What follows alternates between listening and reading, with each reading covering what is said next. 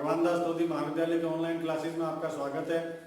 BSc final year अमूर्त बीजगणित unit number 1 next video start करते हैं। इससे पहले वाले वीडियो में काफ़ी तरह की थ्योरम्स, परिभाषाएं, प्रश्न और अंत में जाकर कोटि के बारे में बताया था।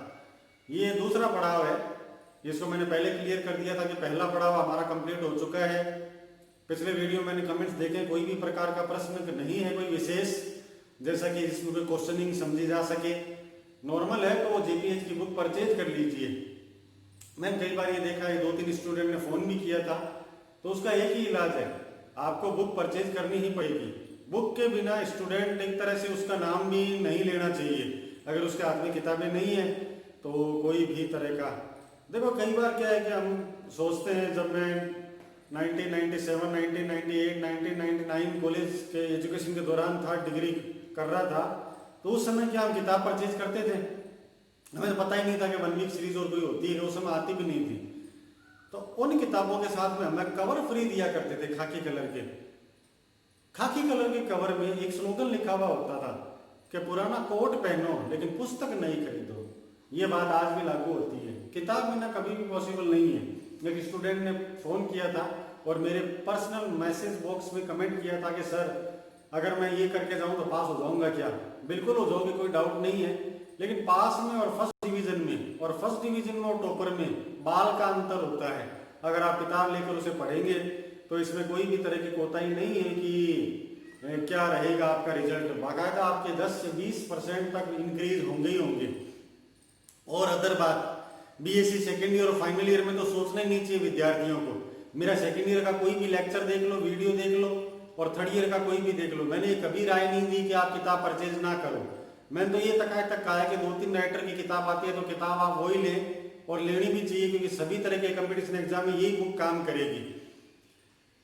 कई सालों बाद जब स्टूडेंट पीजी वगैरह करके क्लियर होता है तो ये आता मेरे पास ये, और वो कहता है सर ये कौन सी किताब परचेज करूं मैं? तब यही बताता हूँ, जेपीएच की सेकेंड ईयर, फाइनल ईयर हो गई, अमूर्त बीजगणित हो गई, गति विज्ञान हो गई, उन्हें वो खरीदनी पड़ती है। अब उस स्टेज पर जाकर खरीदो चाहे पहले खरीदो, बात एक ही है। आज अगर नहीं खरीदोगे तो आपके परसेंटेज 60 या 70 के बीच बनेंगे, और अगर खरीद लेते हो तो 75 से 80 के पास बनेंगे। तो किताब देखो, बिल्कुल आराम से आपको सर्टिफिकेशन भी होगा और ये लगेगा कि भाई अपना सिलेबस बिल्कुल टू द पॉइंट कंप्लीट हो रहा है। तो जो करवा रहा हूँ वो पढ़ना पर्याप्त है, लेकिन एक्स्ट्रा ऑर्डिनरी पढ़ने से कोई ज़्यादा नुकसान नहीं है, जबकि फायदा ही आपके 2-5-10% इंक्रीज ही होंगे। अमूर्त बीजगणित में अगला जो आपकी इंपॉर्टेंट चीज है वो है कोटि। इसका इंग्लिश वर्ड है ऑर्डर। ऑर्डर 2 तरह का होता है। कोई भी पूर्णांक घात को व्यक्त करना, तो पहला पॉइंट तो इसका पूर्णांक घात किया हुआ है, तो ये पॉइंट लिखकर मैं इसको अच्छी तरह समझा देता हूँ। पूर्णांक घात का मतलब क्या होता है? देखो सेकेंड ईयर में अवकल समीकरण की किताब हुआ करती थी। अवकल समीकरण की यूनिट नंबर 1 में होता था ग्रुप या कोटि व घात, ये 2 तरह के प्रश्न हुआ करते थे। कोटि व घात में क्या है कि d2y/dx² लिखा हुआ हो, चाहे d की पावर 3y/dx3 लिखा हुआ हो, तो ये जितनी बार अवकलज हुआ ये वर्ड कोटि कहलाता था। ये वर्ड कोटि कहलाता था। अब ये वर्ड तो काम में नहीं लेना अपने को। घात पे आए तो घात का मतलब क्या होता है? इस पर लिखा हुआ 1 है, 2 है, ये इसकी घात कहलाती है। तो मैक्सिमम पावर जिस ऑर्डर का डिफरेंशिएशन होता है उस पर जो चीज लगी हुई होती है, 1, 10, 20, 3, ये कहलाती है उसकी घात। तो ये तो मैंने पिछले वीडियो में भी बताया, तो इस बार क्या खास बात है तो वो सुनो अच्छी तरह।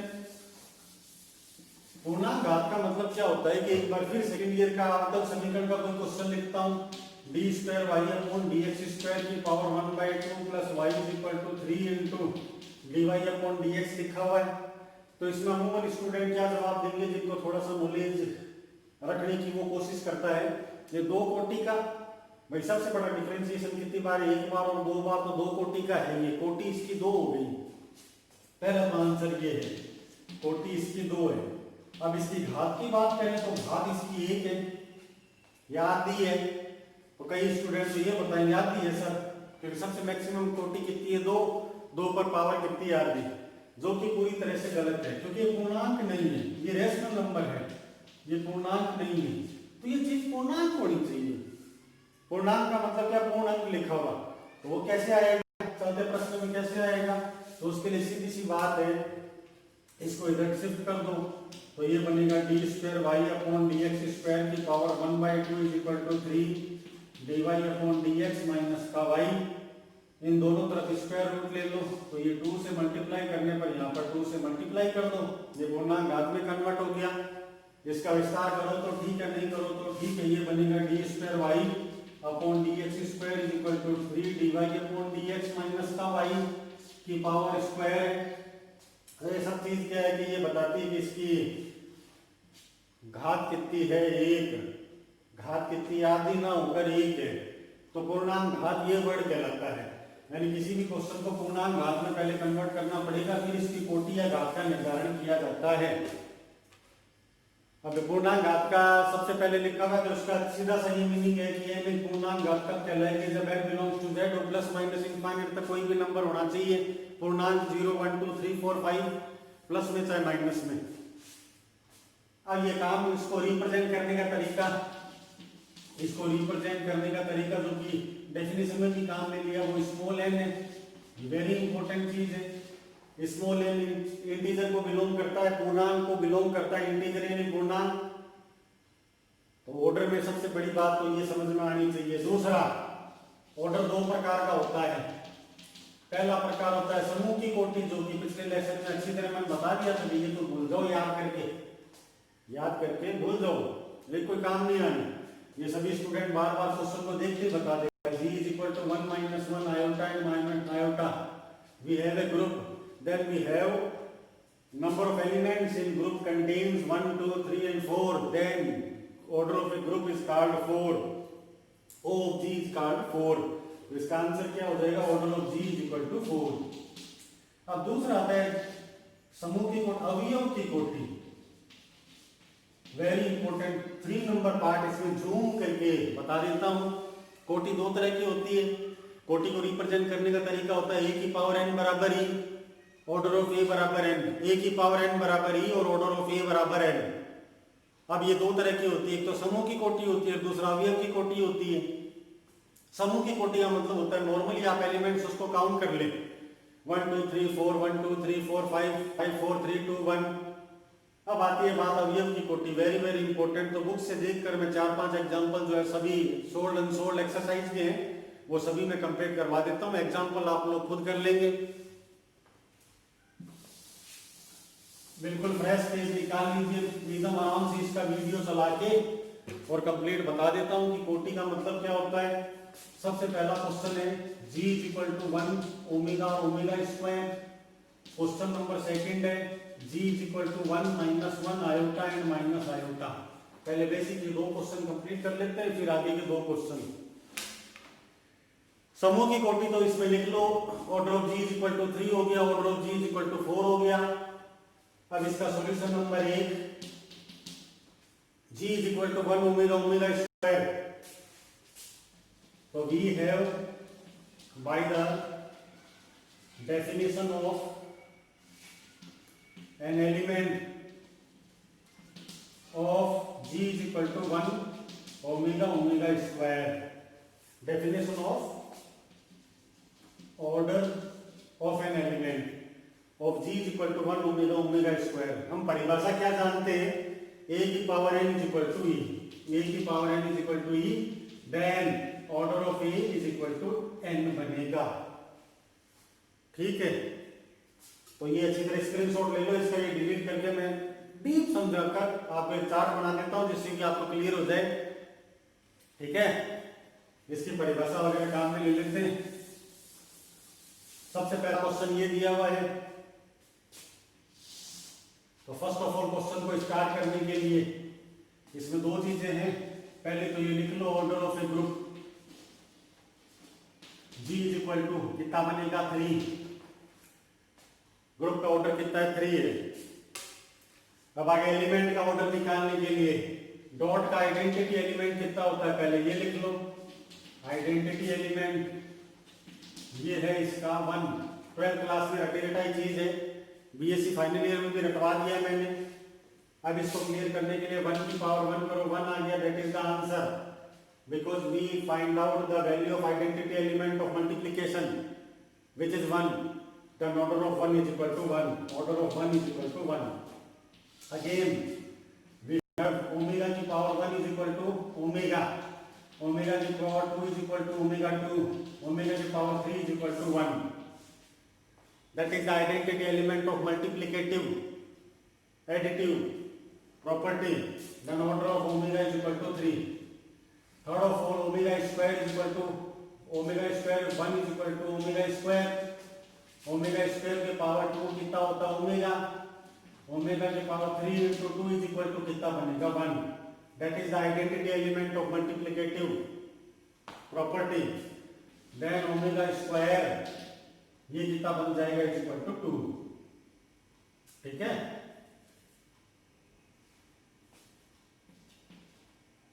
ये एक्यूरेट है. अब इसको मैं राउंड लगा देता हूं. Order of 1 is equal to 1 है. Order of omega is equal to 3 है. Order of omega square is equal to 3 है. इन तीनों को अंडरलाइन कर लिया. स्क्रीनशॉट ले लो.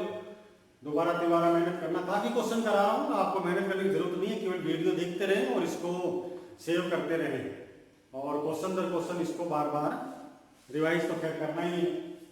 क्वेश्चन नंबर सेकंड था आपका, यदि g is equal to 1 minus 1 iota and minus iota है मल्टीप्लिकेटिव ग्रुप के लिए. क्रॉस कर देता हूं ताकि आपको दिखाई दे जाए. क्रॉस हालांकि इसमें नहीं लिखा हुआ मिलेगा, डॉट लिखा हुआ मिलेगा, लेकिन स्पष्ट दिखने के लिए ये मल्टीप्लिकेटिव प्रॉपर्टी के लिए हमें दिखाना है. 1 माइनस 1 आयोटा माइनस आयोटा. ये पिछले वीडियो में बताया था कि आयोटा में प्लस का तो कोई काम ही नहीं होता, तो कभी योग को निकालना ही मत. ये सभी जो गुणा के लिए होते हैं. सबसे पहली बात तो ये लिख लो ऑर्डर ऑफ ए ग्रुप, यानी order of g is equal to 4 है. ये तो काम ही खत्म हो गया, ये मैं बार बार बताऊंगा ही. तो सबसे पहले 1 की पावर 1 इज इक्वल टू 1 होता है, काम फिनिश है. Order of 1 is equal to 1 हो गया. Minus 1 to the power 1 is equal to minus 1 है. Minus 1 to the power is equal to 1 हो गया. इसका मतलब माइनस 1 की पावर 2 इज इक्वल टू 1 होने पर इसकी ऑर्डर ऑफ माइनस 1 कितना बनेगा 2. आयोटा की power 1 is equal to iota. Iota की power 2 is equal to minus 1. Iota की power 3 is equal to minus iota and iota की power 4 is equal to 1. Then order of iota is 4. ये भी अच्छी तरह चेक कर लो. चलो एक और बता देता हूँ, फिर उसके बाद एक और दूंगा. आयोटा की power 1 is equal to minus iota. Minus iota की पावर 2 is equal to कितना होता है, ये दोनों साथ में ब्रैकेट में, तो iota square is equal to minus 1 है.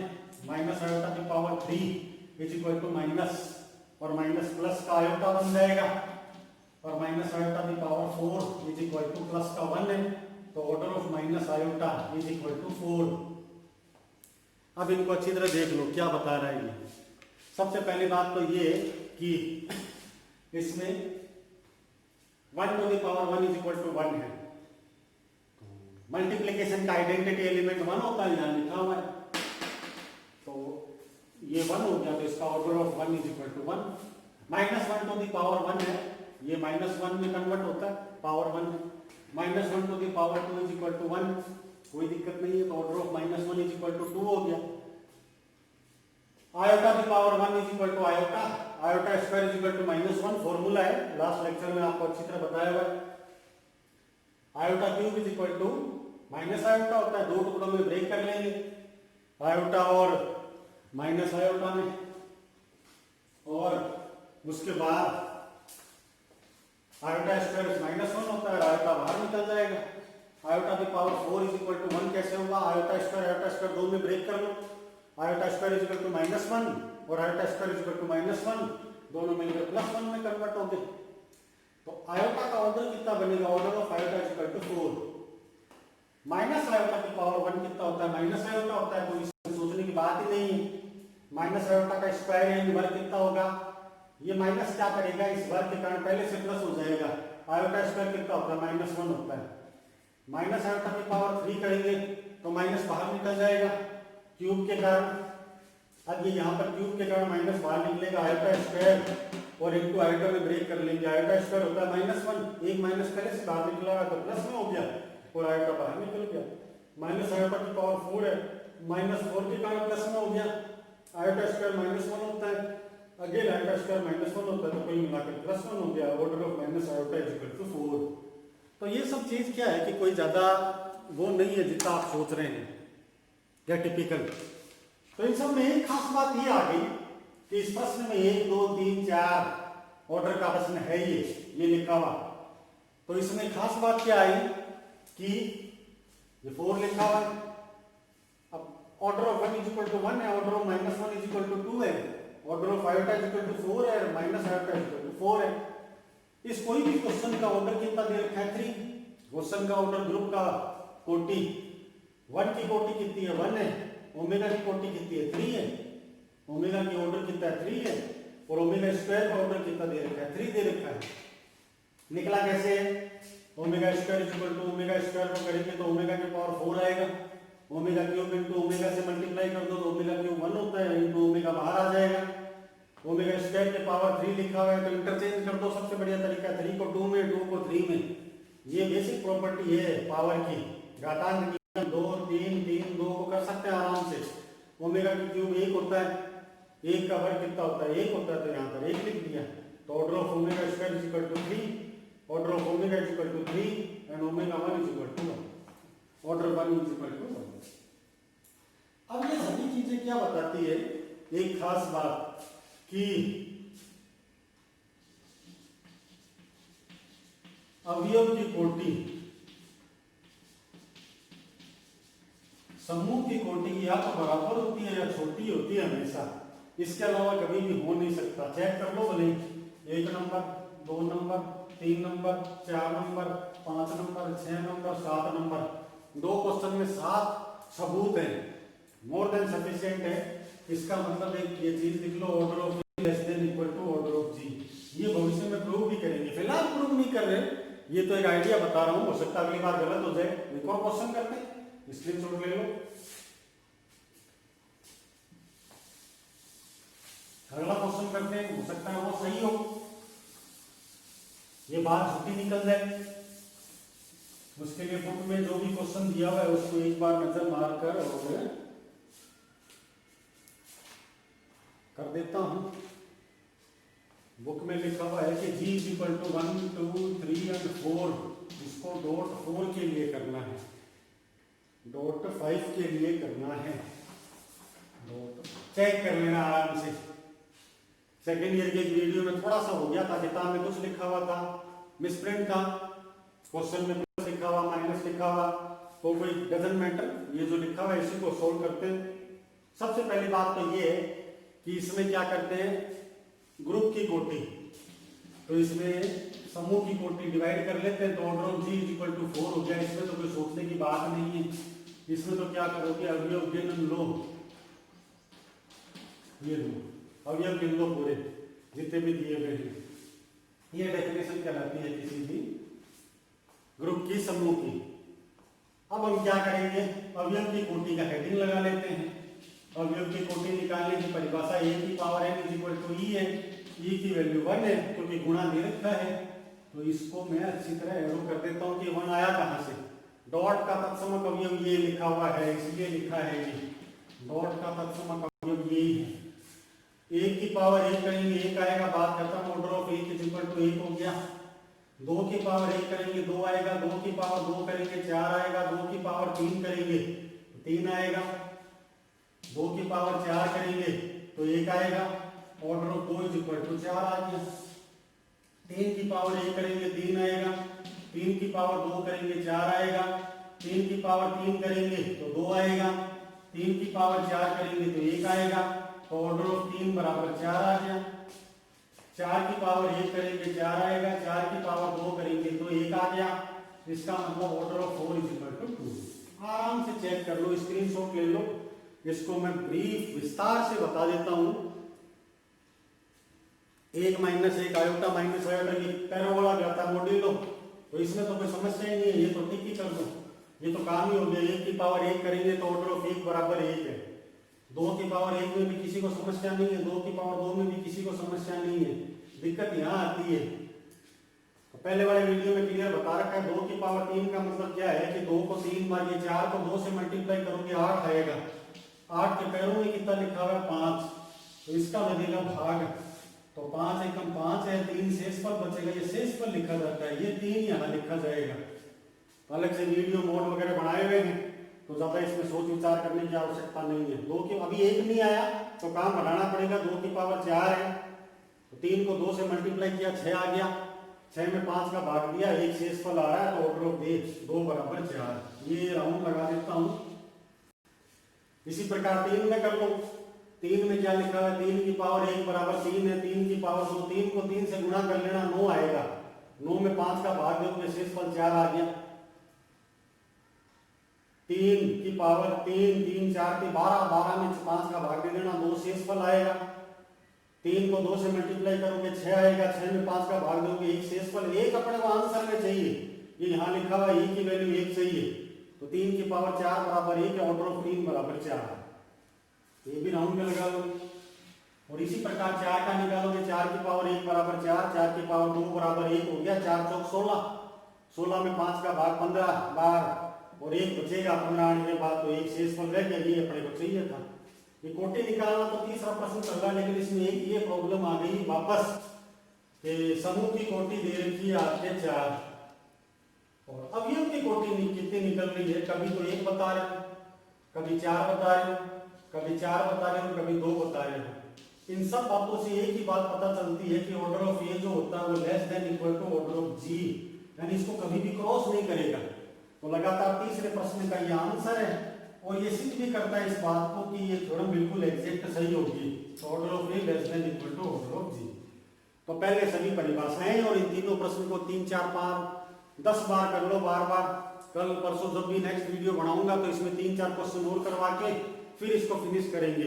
फिर इसकी 3 पर मैं कराऊंगा, एक आधी पर मैं आपको किताब से देखनी पड़ेगी, तब जाकर ये यूनिट फिनिश होने के कगार पर बनेगी। यूनिट भी कहना गलत है, चैप्टर को, इस यूनिट में 2 चैप्टर और है, दोनों यही करेंगे। तो फिलहाल ये चैप्टर खत्म करने के लिए एक